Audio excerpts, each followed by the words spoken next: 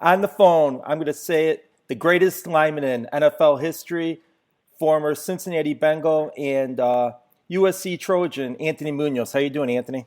Great. How you guys doing this morning? Excellent. Good, good. I'm doing wonderful. I'm getting old. I remember when you came into the league out of Southern Cal back in the early 80s, and they were talking how great you were. Did you think it was going to be an easy transition from USC to the NFL? No, I really didn't think so. When especially, I was well prepared technically coming out of USC, but experience-wise, when you play one game your senior year, and all of a sudden you're in NFL camp, you're wondering, okay, how's this going to go? I was really fortunate when I got to Cincinnati to have a really good offensive line coach that really just kind of, took me where I was and started to teach me. So I knew it wouldn't be easy, but one of the great things about growing up in Southern California and going to USC, I learned was work ethic. I mean, the coaches we had, John Robinson, Hudson Houck, and all the guys at USC, I mean, that's what it was all about. Working hard, trying to be the best. And so, I knew if I came in that, if I took that same work ethic and really turned it up a few notches, something good might happen. But I didn't think it was going to be easy. Now, after the 1980 Rose Bowl, where you guys rallied to beat Ohio State, you worked out with against Forrest Gregg, the Bengals coach, and you knocked him on his butt? Did you think, okay, there go my chances of ending up with Cincinnati? It's funny because really, having gone through the 3 knee operations in 4 years at SC, Cincinnati was the only team that sent somebody out. And, of course, as you mentioned, Forrest Gregg came out, put me through a pretty rigorous about an hour and a half, 2-hour workout at the end. Forrest is still in pretty good shape, a young coach, and he, with that southern drawl and that intimidating look. I mean, the guy was still about 6'5", about 250, 260. He said, just react. I'm going to make some pass rush moves and just react. Well, my reaction as an offensive lineman when guy faked out and came in was to try to, get his chest, and it worked right. Hit Forrest right in the chest, and I mean, it was like he went down, back of his head hit, and I was like, oh my goodness. I extended my hand, I apologized, and he just looked up at me and smiled and said, that's all right, Anthony. And I said, well, I went from being just totally, frightened to saying, well, maybe that was good that happened. But no, it was, hopefully that helped out, and it appeared that it did. You went to USC, which has a history of great linemen, Ron Mix, Ron Yari. Was that the reason you chose USC, or were there other schools you were thinking about? No, USC was always a school I wanted to go to. To me, when I decided, when I first fell in love with USC, I tell people, I don't know if it was a football tradition or if it was Traveler, the big white horse that ran circles around the field every time they scored. But, I can't say that it was really, I was aware of the great linemen that played there that you mentioned, and, of course, I played with some great linemen, but it was more the tradition, the program. I mean, growing up 40 miles down the street, I was always watching USC football on Saturday afternoon. So it was one of those things that it was just a school I fell in love with, and the tradition and the program. And I used to see them in the Rose Bowl all the time, and I wanted that. What did you watch more, the players or the cheerleaders growing up? Well, I got to say, at that time, cheerleaders weren't big in my mind. It was, like I said, I was about getting somewhere and get an opportunity to go to school and play football, because financially I don't think we would have been able to swing that. But yeah, it was maybe watched a little bit my freshman year, but that was about it. Was the deciding factor in going to USC the ability to play baseball and skip spring practice? Well, it wasn't as much. I didn't even think about skipping spring practice. It was just baseball was my first love growing up as a kid, and I always wanted to be a Major League Baseball player, and I started to get recruited for football. And, of course, most of the schools that I talked to, the selling pitch was that you can play baseball here. Well, USC had a track record of letting guys do that. And, of course, the fact that I wanted to go there, and they were going to let me play baseball in addition to football, I mean, that made it extra special and extra attractive, because I was going to be able to play a sport that I loved as a kid, in college. So that was the primary reason that I was excited about. Another reason I was excited about going to USC because I was going to get to play baseball. And you won a championship with the baseball team. I did because of I talked a little about my injuries. The 1 year I played, which was my sophomore year in college, the year I played my football season healthy and all the way through, I played baseball. And that was Rod Dado's last World Series victory. So I was able to be part of that team. I was able to make the trip to Omaha and win a national championship in baseball. Were you any good hitting? Now, you're a very good pitcher. Could you hit it all? Well, I started to hit. I hit pretty well in high school. And then when I got to college, before I became a relief pitcher, I was playing first base and DHing a little bit, so I was still able to hit some. In fact, I'll never forget my first game as a JV player. That's where I first dressed out. My first game, we're playing Cal Poly Pomona, and I'll never forget the guy. First at bat in college, guy hung the curveball, and I hit a home run, which was pretty exciting. Hit a couple others. I mean, I wasn't a great hitter, but I could hit the ball pretty well. And you won a championship in football, too, at USC. Did any player ever do that, winning in baseball and football? Well, there's a player who was a backup, I believe he was the second or third string quarterback at USC in the early 70s. I believe his name was Rob Adolph. He was on the 72, 74, the two national championship football teams, and he was a very good baseball player. But the rule going to USC, if you're going to play both, is if you're on a football scholarship, you have to go through spring practice your freshman year, and then you can play football. Well, the 4 years he was at SC, the baseball team won 4 consecutive national baseball championships. And so he won the 72, 74 football. He had to go through spring practice. The first year the baseball team won the championship, but he played on the last 3. So that's, I'd have to check that out, but I'm pretty sure that's accurate. So he won 2 football and 3 baseball. What was playing for Rod Dedeaux like? Well, Coach Dado was unbelievable. The thing about him, he had so much baseball knowledge. I mean, I'll never forget, I'd be on the bench charting pitches during a game or just sitting there watching, and he was constantly up and down the bench, questioning, asking you questions, situations. I mean, he made you, as a player on the bench, really stay in tune to what was going on with the game. Of course, personality-wise, the guy was just the greatest. I mean, he was just unbelievable. I'm thankful. I was very fortunate to play for Rod Dado and John Robinson while at USC. And you had a great, like you said, a great coach in Forrest Gregg with the Bengals there. When you made that first Super Bowl, do you think, this is pretty easy here in the NFL? I thought maybe we were going to have a run. It was I was used to playing in Rose Bowls at SC, and I figured, man, we first Super Bowl, my second year, we might put a few here together. But you quickly are aware that how difficult it is to get to consecutive Super Bowls. And to me, even though they didn't win one, that's what is so impressive about the Buffalo Bills getting to 4 straight. I mean, it's so hard getting back the following year after you've been to one. Yeah, and Forrest Gregg's tenure with the Bengals was not all that long. And right. The next thing you know, you have Sam Wyche as your coach. What was he like? Sam Wyche was unbelievable. I still believe he was one of the greatest offensive minds around. What we did offensively was amazing. I mean, he was the guy that brought the, no-huddle offense, the attack offense. We had our offense coded in 2-3 different languages. I mean, just the different stuff that we did, and he put together a great offensive staff with Bruce Coslett and Jim McNally and Jim Anderson. I mean, it was just amazing. So I enjoyed both coaches. Totally different styles of coaching. Forrest Gregg was more the CEO, managing both sides of the football. He had his coordinator on both sides. They ran the show offensively and defensively. He had his plan for the team, where Sam Wyche was more the head coach, offensive-minded, involved with the offense.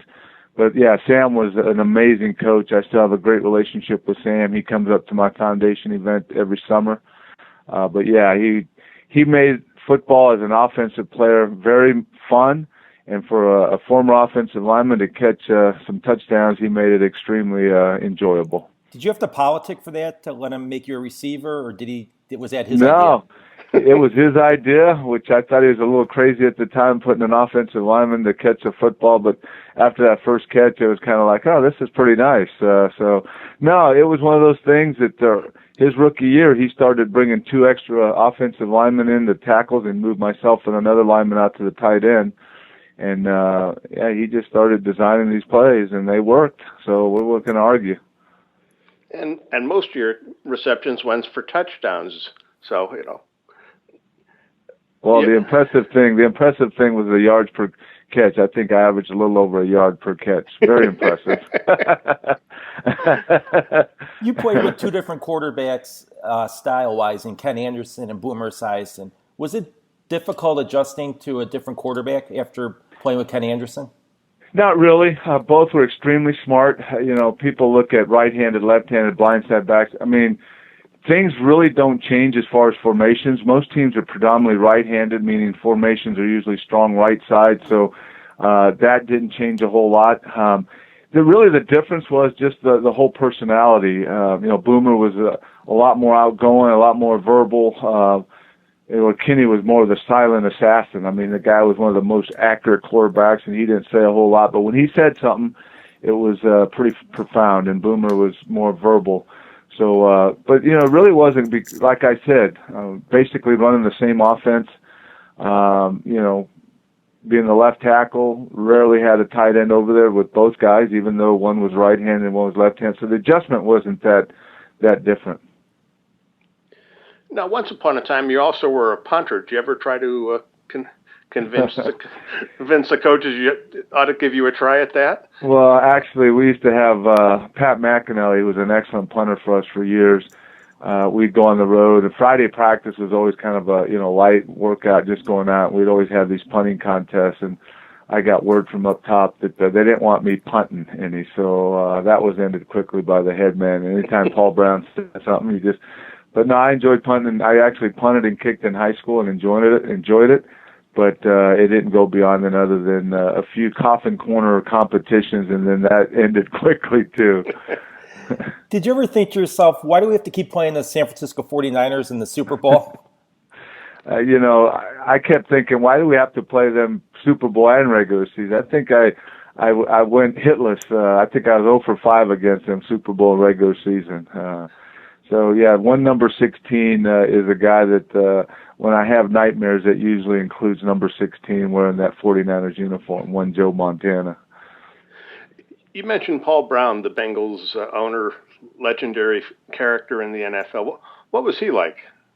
Paul was regimented. It was on the same schedule all the time, very, very much involved in what was going on, was around, was very connected with the team, with the staff, was very engaging with the players. One thing we could always count on in the locker room, he would usually come in the locker room and just kind of interact with us. And the thing I loved about it, questions led to stories, and we heard a lot of stories. So, there was a perception that he was they referred to as the tight-fisted patriarch in one of the radio shows here. But he was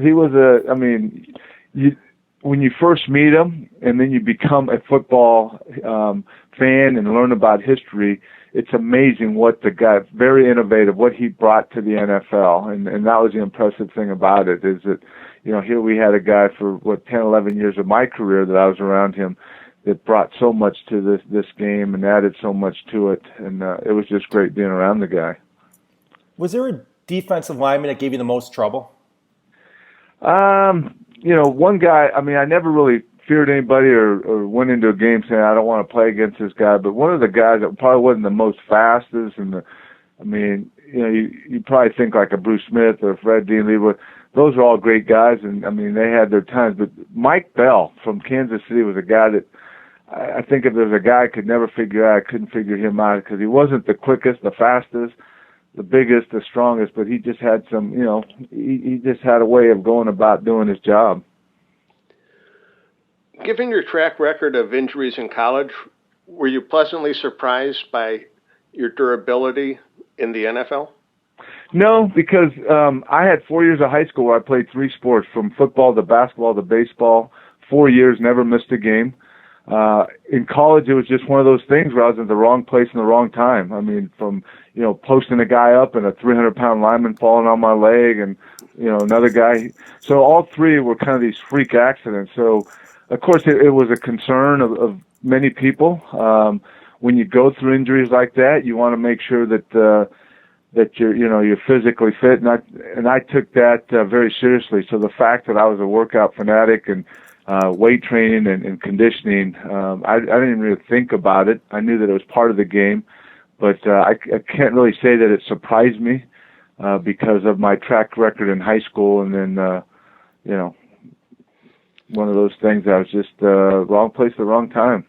What is it with you USC guys becoming actors? You had back in the day John Wayne, Frank Gifford, OJ, yourself. I might be missing a couple. Well, you're out there in that crazy place close to Hollywood, and USC is known for their TV, and you got the George Lucas School of Theater there on campus, and you have so it's one of those things that you just get some opportunities, and as young guys that don't know a whole lot, you say, well, let's check it out. It might be fun, and you do it and you say, well, sitting around all day just doesn't get it. But it is fun while you're doing it. You get to meet people like, Charles Bronson and Ed Harris and, guys like Scott Paulin and Scott Glenn. And, so it's pretty cool being able to meet individuals like that. When you look at NFL offensive linemen today, do you say if I was playing the game, I'd have to put on about 100 pounds more than when I played? No, I would probably not be much heavier than my last year. My last year I was about 3. I would probably try to get about 310, 315, because I still think if you're working as hard in the weight room, you have the strength. I think as a tackle, you can play at 315, 320. So I don't think I'd have to put on 100, maybe 20, 30 at the most. How did you feel when you found out you were going in the Hall of Fame? Unbelievable. I mean, it's very humbling, a thrill, exciting. It's one of those things where you say, man, all along you think, okay, Bart Starr, Deacon Jones, Gale Sayers, Merlin Olsen, Anthony Munoz. Oh man, this is pretty exciting. But it's the fun thing for me too is I grew up in Southern California, played at USC, played my entire NFL career in Cincinnati. And then I actually got the word that I was going in the Hall of Fame in San Diego back in California. So it's kind of like it went full circle where I got the actual announcement was back in California. But even now, I've been in 16 years, and it's still kind of crazy thinking that, I'm in the Hall of Fame. I was up there this last Thursday, Friday, doing a youth camp on Thursday, an event Friday. And, you walk around the place, and you're like, oh, my goodness, this is crazy. I mean, it's still hard for me to believe at times. Can you explain the Canton experience to people who have not been there? Wow. It's I can give it my humble explanation, but until you experience Thursday through Sunday, it's hard because, first of all, the city is does an unbelievable job. I mean, from all the events to the volunteers, first class. I mean, it's just totally first class. From the first reception we have on Thursday night to, the induction ceremony to the game. It's just one after another. I mean, it's like you're out in the public at the parade with, 300,000 people lining the streets driving. I mean, it doesn't matter who you played for. It doesn't matter what jersey the fans are wearing that are lining the parade. They're just clapping for you and appreciate you. I mean, I'm a Bengal driving down. You can have a group of Steeler fans in Steeler jerseys, clapping and rooting for you, which doesn't happen when you're in Three River Stadium or Heinz Field now. But to the Nitsky luncheon when it's just all Hall of Famers in this one room, just sharing passion and sharing stories and honoring the new inductees. To the Friday night event at the convention center where the guys are getting their jackets. I mean, it's just one of those things that if you get a chance, you have to go up and experience the entire weekend because it's hard to really just to share what it really is like. But it's just amazing. What surprised me is when they said that parade is the second biggest parade behind Macy's. I'm like, you got to be kidding! And then going there, I'm like, they were right. Oh, it's huge. I mean, it's like, you go down the street, and like I said, it's like jerseys from every team in the league, and I mean, it's early in the morning, people out there, total families, and it's just, I've never been to the Macy's, I've been to the Rose Bowl parade, but this is huge. I mean, this, the Hall of Fame parade is unbelievable. What was writing the acceptance speech like? I imagine it's like having two defensive linemen coming at you at one time. Well, it was easy for me because hopefully most people don't forget where they've come from, and I've not forgotten where I've come from. So it's easy for me to really a timeline of thank yous of those individuals that have made it happen for me. I chuckle even today when you hear about self-made men. I mean, this guy is self-made. He's doing. I've not met anybody that's self-made. I mean, everybody that is successful has a supporting cast from when you're young through when you're an adult, and that was the easy and fun thing for me is outlining those that helped me along my journey, and so it was fun for me. The tough thing was, hopefully you didn't forget I didn't forget anybody, along the way. That's the one tough thing about it, because there were so many people in my life that helped me, from family members to coaches to teachers to friends. I mean, it's just like when you write it and you finish it, okay, hopefully I have not left anybody. That was the only tough thing about writing the speech. How did your foundation get started? Well, it's something that I always had a passion for. Unlike a lot of guys that start their foundations while they're playing or early on, I didn't want to do that. First of all, I cannot see being involved in a foundation while I was playing, because I was a husband, a father, and then playing. I wouldn't have had enough time to be engaged in my foundation. With my name's on something, I'm sitting in my office right now. I'm engaged. I know exactly what's going on, what we're doing, where the money's coming from, where it's going. I know our audits, our tax forms, not everything about it, but I know our numbers. So I waited actually 8 years after I retired to make sure I had my mission in place, my partners in place, because when I did it, I wanted to do it right. And so we're in our 13th year. We've raised about $11 million. We're getting to impact a lot of kids. And I just had a vision, a dream of helping kids the way I was helped growing up. Kids that are very talented, very gifted, not all athletes, but have tremendous gifts, but need a little assistance, need a little encouragement, a little love. And so that's when I started our foundation 13 years ago. Can you compare and contrast your Hall of Fame experience to your final game where they had the halftime ceremony? The one thing that made the halftime experience so great was that just about the entire stadium is filled with Bengals fans, guys and gals that have watched, most of my games over the career, where when you're the Hall of Fame experience, I mean, that's the pinnacle of an NFL football career, professional football career, but that they're not all Bengals fans. So the fact that I got that experience at the home stadium that I played all 13 years was really extra special in front of my hometown.